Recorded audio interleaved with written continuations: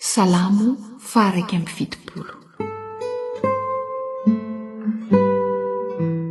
Vavaka ataon'izay mahatsiaro ny famindrampon'Andriamanitra taminy hatry ny fony tanora.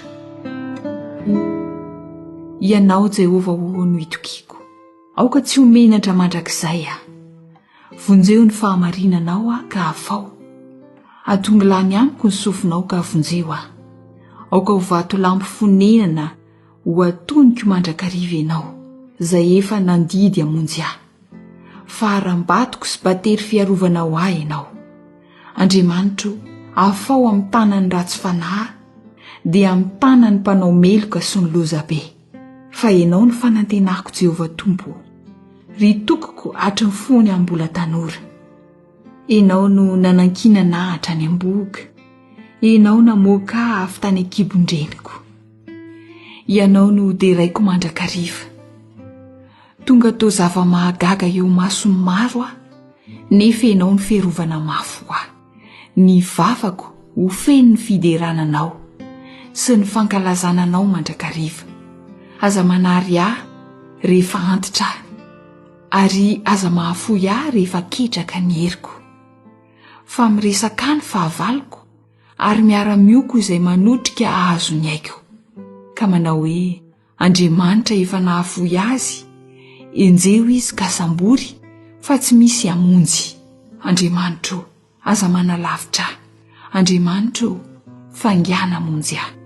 Aoka homenatra sy ho levina amin'ny mpanotra amin'ny fanahiko. Aoka hitafy enatra sy fahafahambaraka izay mitady hanisy ratsy ahy. Fa izaho kosa dia hanantena mandrakariva, ary hitombo lalandava ny fiderako anao. Ny vavako hitoro ny fahamarinanao sy ny famonjenao mandrakariva, fa tsy fantatro nisany.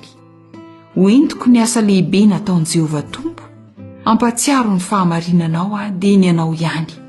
Andriamanitro, ianao efa nampianatra hatry ny fony ambola tanora, ary mandraka kehitriny dia nitoro ny fahagaganao aho. Ko mandra-pahantotro sy fotsy volo dia aza mahafoy ahy Andriamanitro. Mandra-pilazako ny sandrinao amin'ny taranaka sy ny asanao lehibe amin'izay rehetra mbola ho avy. Ary miatra amin'izay avo indrindra ny fahamarinanao Andriamanitro, izay nanao zava-dehibe. Andriamanitro, iza ny tahaka anao? Ianao izay nampahita fahoriana be sady mafy, no hamelona ahy indray, ka hampiakatra ahy indray hiala amin'ny fitoerana lalina amin'ny tany.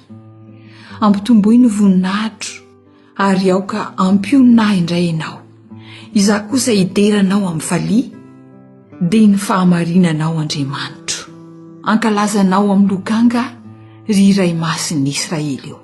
Iobo molotro raha mankalazanao. Ny fanahiko koa izay efa navotanao, ary ny lelako hitoro ny fahamarinanao mandrakariva. Fa efa menatra sy mangahy aho izay mitady hanisy ratsy ahy.